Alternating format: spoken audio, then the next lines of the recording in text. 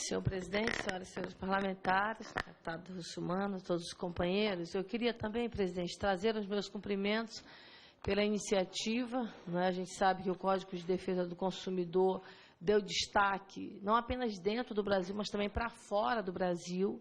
Então, isso realmente é muito fundamental. Ao mesmo tempo também que a gente sabe que há muitas brechas que ainda precisam ser corrigidas ao longo do processo. O próprio tempo que vai passando nos exige, na verdade, sentar para rever alguns pontos específicos e trabalhar aqui no Parlamento essas alterações. E aí, pegando o gancho do colega deputado de agora há pouco, eu queria também centrar, e queria inclusive até pedir ajuda da OAB nesse sentido, dos demais companheiros que estão na mesa, mas eu acho que poderia nos ajudar muito, é exatamente na tentativa de resolver, eu diria assim, não é? Resolver a partir do preenchimento dessas brechas com um problema hoje que é real no Brasil, que é essa questão do endividamento.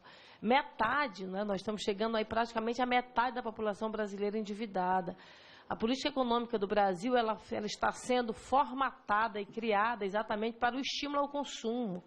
Nós tivemos agora, recentemente, um aumento do patamar para empréstimo, e essa facilidade de empréstimos, a pessoa, às vezes, por exemplo, pede hoje, de manhã à tarde, já está resolvido o problema, e aí não consegue fazer o pagamento desse empréstimo. Então, isso é algo que nós precisamos fazer uma avaliação mais precisa, inclusive aqui no Parlamento, tentar encontrar mecanismos para regular isso de uma forma mais específica, porque aquilo que aparentemente é muito bom acaba trazendo um problema sério para a população brasileira, que é exatamente esse endividamento.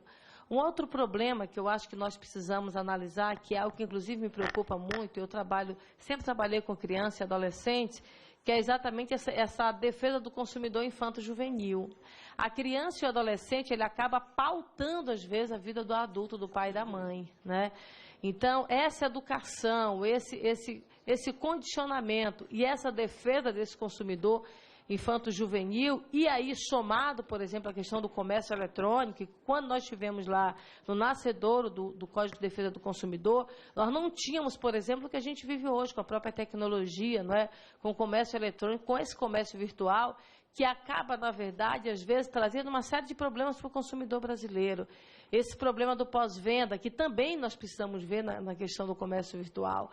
Você adquire um produto e aí você, às vezes, não consegue retomar, chega uma coisa que é totalmente incompatível com aquilo realmente que foi proposto por aquela determinada campanha. Então, eu queria, presidente, de uma forma muito rápida, até mesmo pelo adiantado da hora, fazer esses pequenos condicionamentos, essa adequação dessa proteção que nós precisamos fazer dentro do Código de Defesa do Consumidor, até mesmo para a gente evitar algumas decisões judiciais que acabam criando jurisprudência no Brasil e que acabam, infelizmente, inviabilizando a própria existência do Código de Defesa do Consumidor.